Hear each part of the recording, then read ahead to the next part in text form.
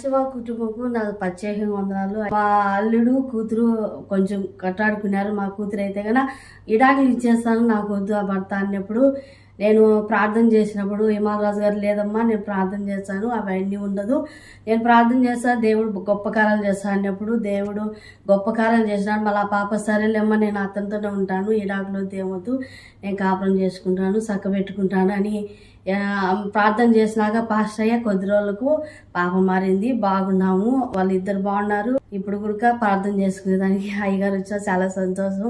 నేను హిమాలరాజు గారి వాక్యాలు ఇంటూనే అన్ని నా మనోరాత్రి వెలిగి లేదు అసలేని దేవుడు అని నేను నమ్మి విశ్వసించి వెంటనే 2016లో నేను బాప్తిసం పొందుకున్నాను.